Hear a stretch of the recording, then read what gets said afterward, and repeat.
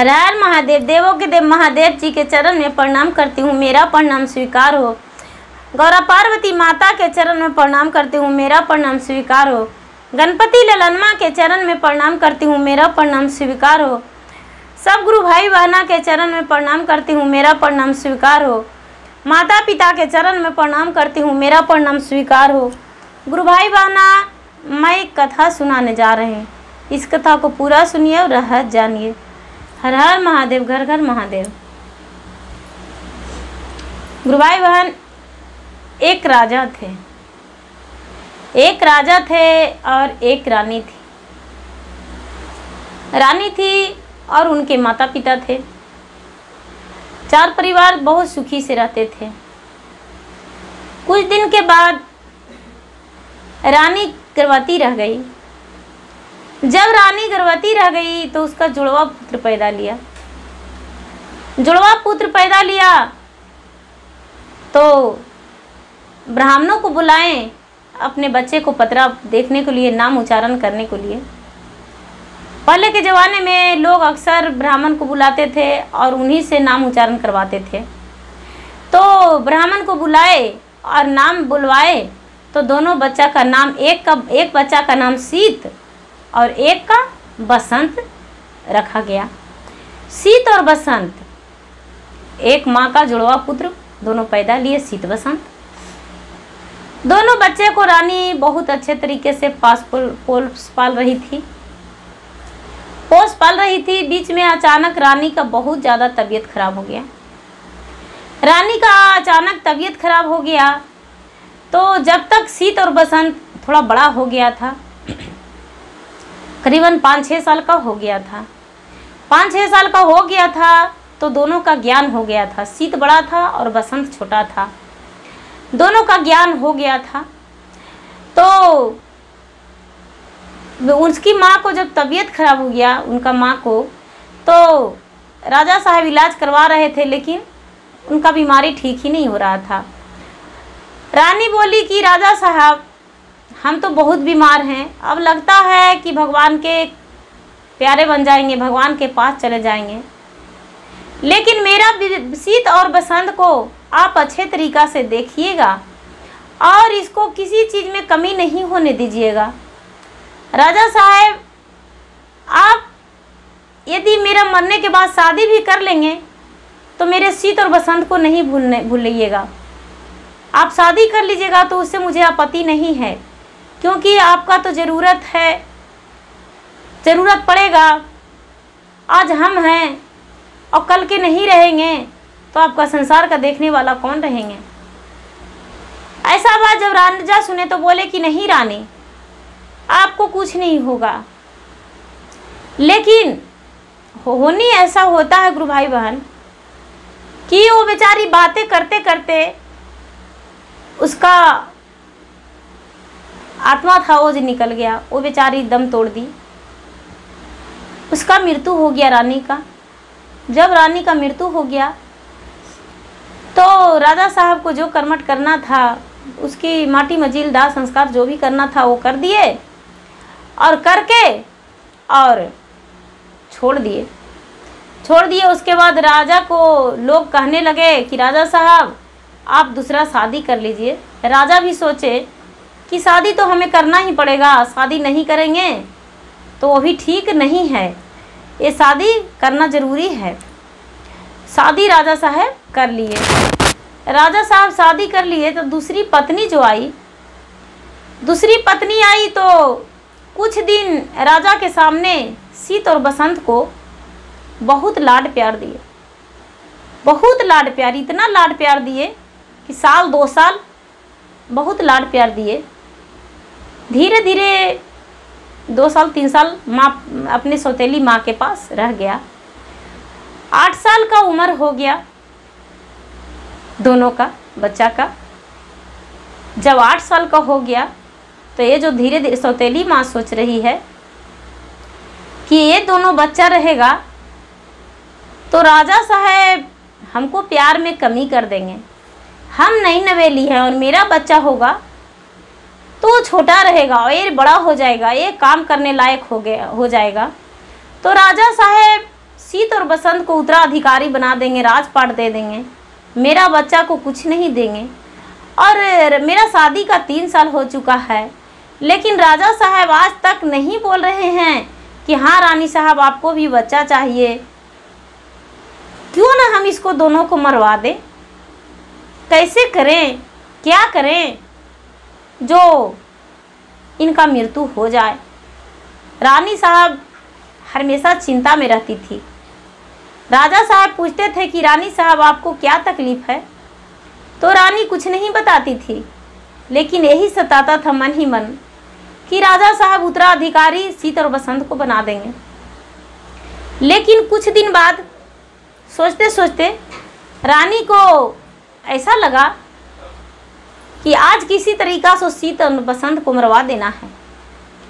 क्या की कि खाट पे सो गई, और राजा साहब को जब आने का वक्त था तब चिल्लाने लगी, पूरा चिल्लाने लगी, गिड़गिड़ाने लगी कि अब मेरा जान नहीं बचेगा, मेरा जान नहीं बचेगा। राजा साहब गए। जब राजा साहब गए पूछने रानी से, तो रानी से बोले कि रानी साहब आपको क्या हुआ, आप क्यों चिल्ला रहे हैं? क्योंकि राजा साहब घबरा गए, पहली पत्नी उनका मर चुकी थी। तो दूसरी पत्नी अचानक चिल्लाने लगी, बोले राजा साहब आज मेरा जान नहीं बचेगा। आज देखिए ना, मुझे सारा शरीर में लगता है सुई चुभ रहा है, कलेजे में छुरा मार रहा है, ऐसा हो के दर्द हो रहा है। और रात में हम कुछ सपने देखे थे। ये बोले राजा साहब क्या सपने देखे थे? रात में हम आज दिन भर हम चिल्लाए हैं और मेरा दिन भर शरीर में चुभता रहा है कांटे की तरह, और कलेजे में चाकू मार रहा है राजा साहब। आज दिन भर, रात में भी हम आपको तो सो गए थे, लेकिन रात में भी हम पूरे चिल्लाए। सपने में देख रहे थे कि जब हम शीत और बसंत के कलेजे पर नहा लेंगे चढ़ के बैठ के, तब मेरा शरीर ठीक हो जाएगा, मेरा बीमारी ठीक हो जाएगा।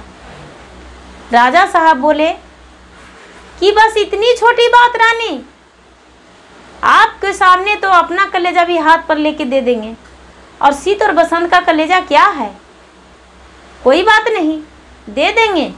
शीत और बसंत के जैसा फिर पुत्र हो जाएगा, लेकिन हमको रानी बार बार नहीं मिलेगी। एक रानी को तो हम खो चुके हैं, लेकिन आपको नहीं खोना चाहते हैं। वो क्या किए कि 4 गो उसके पिता जलाद बुलाए, शीत और बसंत का जलाद बुलाए, और बुला के और हाथ में दे दिए कि जाओ इसको मार काट के और कलेजे लाकर और मुझे दे देना। शीत और बसंत 8 साल का था, ज्ञानी था। शीत था वो बहुत तेज था, बसंत थोड़ा कम तेज था। दोनों बच्चे चल दिया उन 4 जलाधों के सामने, साथ में चल दिया। चलते चलते चलते चलते चलते चलते जंगल में लेके चले गए। जंगल में लेके चल गए। जब जंगल में ले जाने लगे, हाथ पकड़े जलाद, पिता के हाथ छुड़ाते समय शीत कहता है, हाथ हाउ फूलबा बरस लई पिताजी, जेहि दिन जला माली जी। फूलबा बरस लई पिताजी, जेहि दिन जला माली जी। नगरा में खुशियाँ भरल रहे रे की, कौनी करन में पिताजी, तेजी मोर देइला जी। कौने करन में पिताजी, तेजी मोर देइला जी। कपलो न जियरा तोहार नरे की। लेकिन फिर भी राजा निर्मोही बच्चा को पीछे मुड़ कर नहीं देखे। बच्चा हाथ धर के चल दिया। जब बच्चा हाथ धर के चल दिया, जंगल में लेके चलते चलते वो चारों जलाद चल गए। चारों जलाद चल गए तो हाँ, चारों जलाद को बच्चन कह रहा है कि भैया आप यहाँ इस जंगल में हमको क्यों लाए हैं। लेकिन बच्चन दोनों जान रहा था, बच्चा को दोनों को पता था, माँ जो बोली थी तो सारी बातें सीत सुन लिया था। हमको यहाँ जंगल में क्यों लाए हैं। ये कहते हैं जो चारों जलाद हैं उसमें से एक बूढ़े थे, वो कहने लगे कि तू नहीं जानते हो, तुम्हारे जो सौतेली माँ है वो असली नखराबाज है। वो तुमको मरवाने को लिए जंगल में तुम्हारे पिता के हाथों सौंप दिए, बोली कि इसको मरवा दीजिए और कलेजे ला के दीजिए, हम स्नान करेंगे और हम ठीक हो जाएंगे, हम बीमार हैं, इसीलिए तुम्हें जंगल में लाए हैं तुम्हारा कलेजा निकालने को लिए। तो बोलते हैं कि अच्छा ठीक है, थोड़ा सा हमको 2 मिनट के वक्त दीजिए, दोनों भाई को मार दीजिएगा, लेकिन 2 मिनट समय दे दीजिए, थोड़ा दोनों भाई हम लोग अलग एक जगह होकर बात करेंगे। तो सीत और बसंत जो था वो दोनों वहाँ से थोड़ा, वो जो चारों थे वो बोले कि कहाँ जाएगा, छोटा छोटा बालक है, अगर जो भागेगा भी तो हम लोग पकड़ लेंगे। वो दोनों एक तरफ थोड़ी दूर जाकर वो बोलता है कि भैया ये जलाद तो हम लोग का मार देंगे, लेकिन एक रास्ता मेरे पास है। ये जो बसंत है वो कहते हैं कि क्या रास्ता है, हम लोग क्यों ना पत्थर के पीछे छुप जाएं, पत्थर के पीछे छुप जाएंगे या पेड़ पर चढ़ जाएंगे तो मेरा जान इन लोग नहीं लेंगे। बसंत कह रहे हैं ऐसा, तो सीत बोलते हैं नहीं बाबू, ऐसा बात नहीं है, ये जो गले में तुम्हारा हार है और मेरा हाथ में जो कंगन है, कड़ा है, वो अगर जो दे देंगे तो इन लोग छोड़ सकते हैं, माँ का निशानी है, यही दे देंगे। बोले कि हाँ भैया। वहाँ से चल आए, आके और इन लोगों से कहने लगे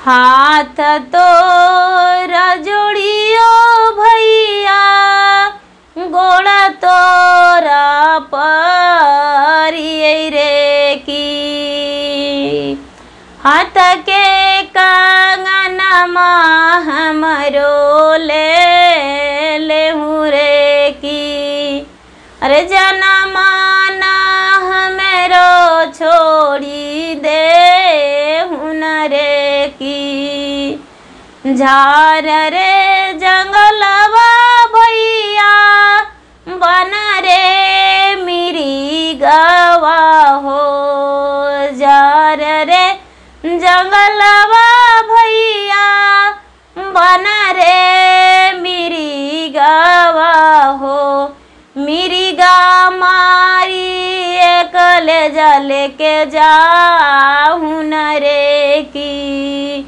अरे हमारा के जनमा तू छोड़ देहू रे की। ये जो बड़ा भाई है ये बोले, तो छोटा भाई कहते हैं ले मेले हूँ भैया, गलवा के हरवा जी, अरे मारिए मेरी गवा कले जवा निकाल ले रे की, अरे राजवा के राजा छोड़ी हम चली जाए भाई जी, अरे चली जाई वही दूसर नाराजन रे की, एहू नगरिया भैया कभी नहीं आए भाई जी, तोहरो के नैया नहीं तू डूबाए भाई रे की।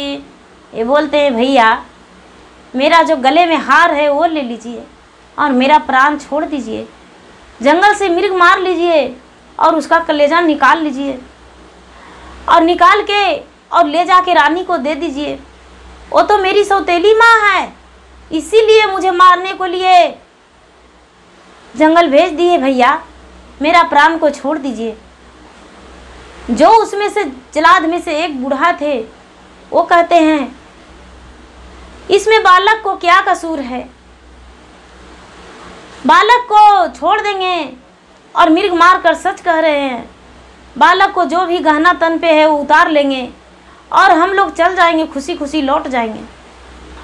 मृग मार कर कलेजा लेके चल जाएंगे। देखते हैं रानी यदि सच्चे कह रही होगी तो उसका बीमारी ठीक नहीं होगा, और नखड़ा कर रही होगा तो बिल्कुल ठीक हो जाएगी। बोले हाँ, इसमें एक कहते हैं कि ऐसे भी तो इन लोग का मार देंगे तो जेवर गहना जो इसके हार है और कंगन है वो तो मेरा ही होगा।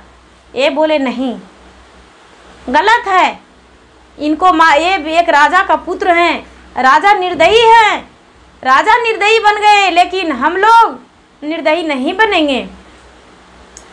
और ये जो लड़का था सीत, वो क्या किया कि अपना कंगन दे दिया, और बसंत था वो अपना गले का हार दे दिया, उसका माँ का निशानी था। ये बोल दिए कि भैया आप ये जो कंगन और हार है वो मेरे पिताजी को कभी मत दिखाइएगा, क्योंकि ये मेरे माँ का दिया हुआ है, मेरे पिताजी को मत दिखाइएगा कभी भी नहीं, क्योंकि ये पिताजी देखेंगे तो उनको हृदय कपेगा, याद आ जाएगा मेरा माँ को, इसीलिए उनको मत दिखाइएगा। और मेरे पिताजी को अच्छे से ख्याल आप लोग रखिएगा, कभी मेरे पिताजी को किसी चीज़ का कमी नहीं होने दीजिएगा। ऐसा कह के और इन लोग को दे दिए।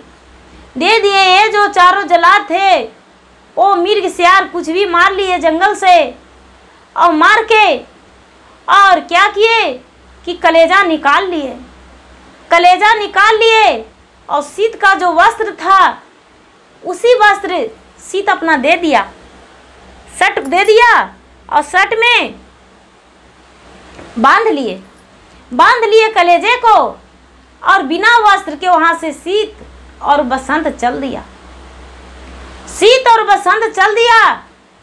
और ये जो चारों जल्लाद थे वो लाकर और राजा को दे दिए,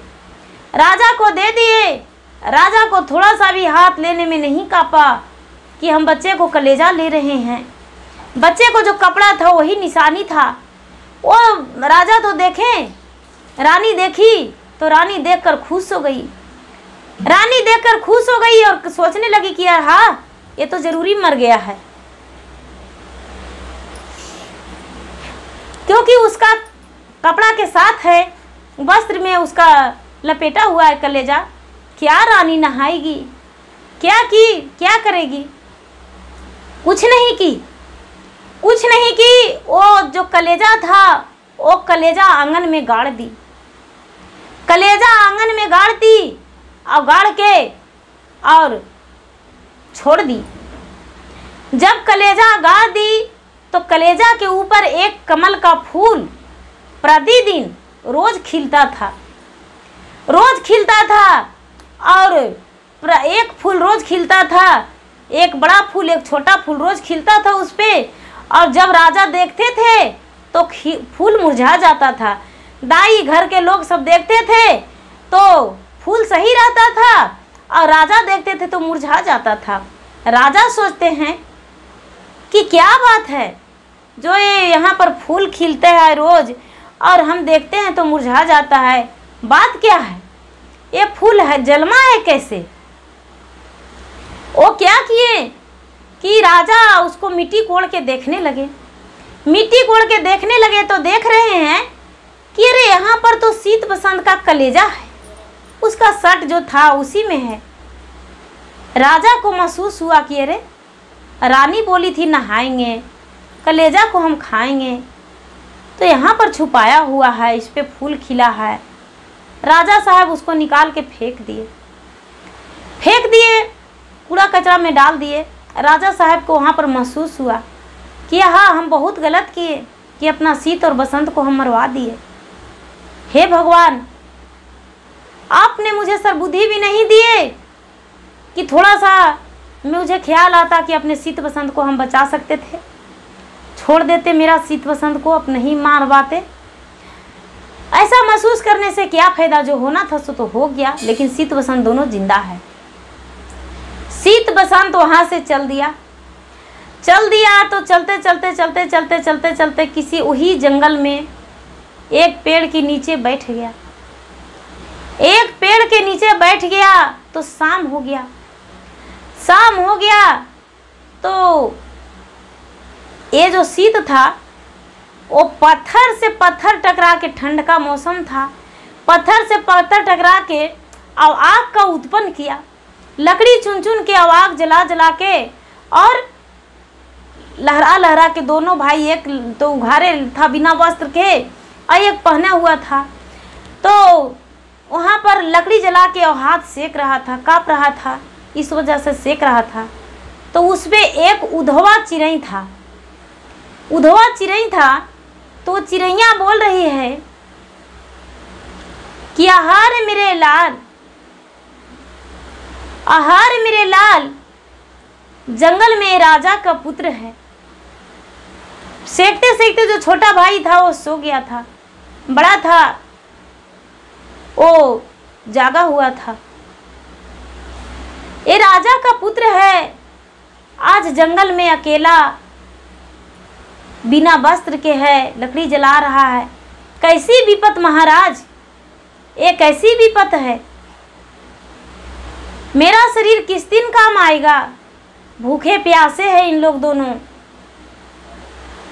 उनकी जो पति हैं उधवा चिड़ै का, वो कह रहे हैं कि तो भूखे प्यासे हैं तो क्या करूं।